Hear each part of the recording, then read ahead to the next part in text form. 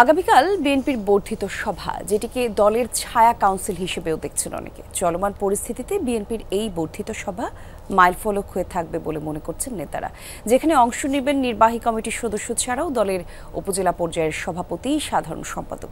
প্রায় ৪,০০০ নেতাকর্মীর উপস্থিতিতে এই সভা থেকে আগামী নির্বাচন আন্দোলনের প্রস্তুতি সহ কর্মপরিকল্পনা নির্ধারিত হবে।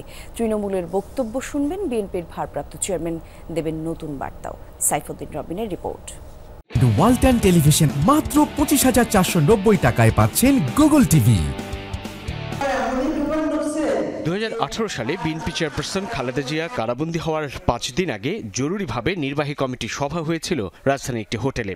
গ্রেফতার আতঙ্কে তাড়াহুড়ো করে সীমিত পরিসরে সেটি অনুষ্ঠিত হয়। এর আগে ২০১৬ সালে মার্চে অনুষ্ঠিত হয় বিএনপির কাউন্সিল। জাতীয় সংসদে উচ্চকক্ষ প্রতিষ্ঠা করা হবে। পরিবর্তিত পরিস্থিতিতে সাংগঠনিক কার্যক্রমের অংশ হিসেবেই বৃহস্পতিবার অনুষ্ঠিত হতে যাচ্ছে বিএনপির বর্ধিত সভা। বিগত ১৫-১৬ বছর ফ্যাসিবাদের দুঃশাসনের কারণে আমরা আমাদের সাংগঠনিক যে কর্মকাণ্ড তা তেমনভাবে আমরা করতে পারি নাই। ৫ই আগস্টের পর সারা বাংলাদেশে আমরা দলের পক্ষ থেকে সাংগঠনিক তৎপরতা বৃদ্ধি করেছি। আমাদের ৪,০০০ নেতৃবৃন্দ ২৭ তারিখে এই সভায় অংশগ্রহণ করবেন। দলের ভারপ্রাপ্ত চেয়ারম্যান তিনি তার উদ্বোধনী বক্তব্য দিবেন। জাতীয় সংসদ ভবনের এলডি হল মাঠে চলছে আয়োজনের নানা প্রস্তুতি। নিয়মিত পরিদর্শন আর তদারকি করছে দলের দায়িত্বশীল নেতারা। তারা জানান, এই সভায় তৃণমূলের নেতাকর্মীদের মতামতকে প্রাধান্য দিবে বিএনপি। মাঠে যারা রাজনীতিটা করেন আমাদের দলের, তাদের মতামতটা কি, তারা কি চিন্তা ভাবনা করছে সেটাকে আমরা গ্রহণ করি এবং সেটাকে আমরা প্রাধান্য দিয়েই আমরা পরবর্তী কর্মসূচি, পরবর্তী আমাদের এগিয়ে যাওয়ার পথ আমরা নির্ধারণ করি। এবার একই সাথে দলের সর্বোচ্চ পর্যায় থেকে যে মতামতগুলো যেটা থাকে সেগুলোও কিন্তু তাদেরকে জানিয়ে দেওয়া হয়।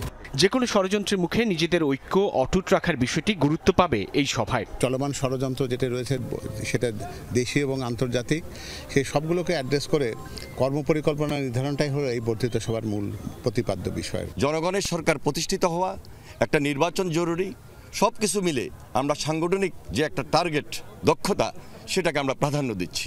আমরা একটা স্লোগানকে প্রাধান্য দিচ্ছি, সুদৃঢ় ঐক্যই রুখে দিতে পারে সকল ষড়যন্ত্র। নির্বাচনের যেমন প্রস্তুতি রাখবো তেমনি প্রয়োজন হলে আন্দোলন করার মতো শক্তি বা প্রস্তুতি যেন সবসময় থাকে, সে ব্যাপারেও আমরা তাদের নির্দেশনা দেব এবং তাদের মতামত আমরা গ্রহণ করব। বৃহস্পতিবারের বর্ধিত সভাকে ঘিরে বিএনপির পক্ষ থেকে বেশ কয়েকটি কমিটি গঠন করা হয়েছে। কেন্দ্র থেকে তৃণমূলের নেতাকর্মীরা উৎসাহ আর আগ্রহ নিয়ে অপেক্ষায় দলের ভারপ্রাপ্ত চেয়ারম্যান তারেক রহমানের বার্তার। প্রায় ২৮ বছরের বিরতি শেষে বিএনপির বর্ধিত সভা ঘিরে নানান প্রস্তুতি জাতীয় সংসদের এলডি হল সংলগ্ন এই মাঠে। দলটি সর্বশেষ ১৯৯৭ সালে বর্ধিত সভার আয়োজন করেছিল। এবারের বর্ধিত সভা ঘিরে ব্যাপক উৎসাহ আর আগ্রহ দলের সর্বস্তরে। বিএনপি তার তৃণমূলের নেতাকর্মীদের বক্তব্য গুরুত্ব দিয়ে শুনবে এই বর্ধিত সভায় এবং দলের শীর্ষ নেতৃত্ব একটি বার্তা পৌঁছে দেবেন তৃণমূলের প্রতি, এমন প্রত্যাশা করছেন নীতি নির্ধারকরা। তারা বলছেন, আগামীর কর্মপরিকল্পনা নির্ধারণে এই সভা অনেক বেশি গুরুত্বপূর্ণ, কেবল বিএনপির জন্য নয়, গোটা জাতির জন্য।